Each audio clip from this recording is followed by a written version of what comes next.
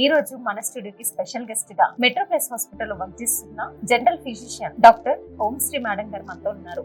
ఇప్పుడు మనం సమ్మర్ లో ఉన్నాం కాబట్టి ఈ సమ్మర్ లో ఏదైనా డైట్ ప్లాన్, ఎన్ని లీటర్స్ వాటర్ తీసుకోవాలి రెగ్యులర్ గా, ఏదైనా డైట్ స్పెషల్ డైట్ ఉంటుంది మేడం?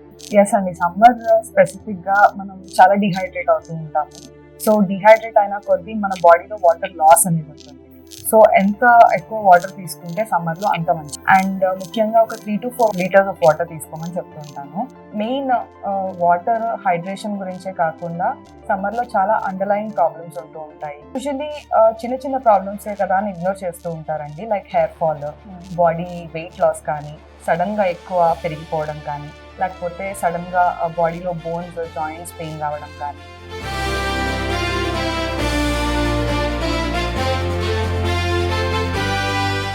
ఇప్పుడు నార్మల్ గా పిల్లలకు కానీ పెద్దవాళ్ళకి కానీ ఏమైనా అయినా కానీ చిన్న చిన్న ప్రాబ్లమ్స్ మనం యూట్యూబ్ లో సర్చ్ చేస్తున్నాము, ఏఐ, ChatGPT లో వితౌట్ డాక్టర్ ప్రిస్క్రిప్షన్ ఏది లేకుండా మనము ఓన్ మెడిసిన్స్ యూజ్ చేస్తున్నాం కదా మేడం. సో దాని వల్ల ఏదన్నా రిఫ్లెక్ట్ అవుతుందా బాడీ?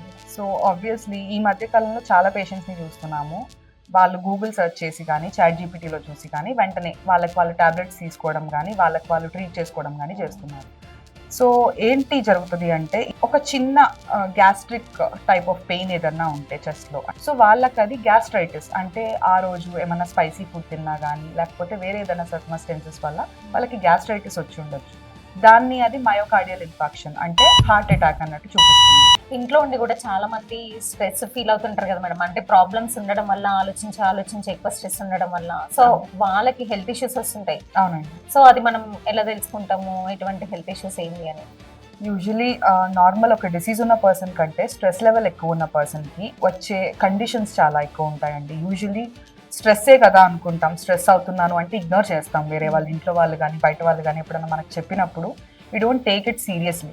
సో ఒక స్ట్రెస్ ఉన్న పర్సన్, స్ట్రెస్ ఎక్కువ ఫీల్ అవుతున్న పర్సన్లో ఏంటంటే యాసిడిటీ ఇష్యూస్ కానీ, దానివల్ల వచ్చే వేరే రకాల డిసీజెస్ కానీ,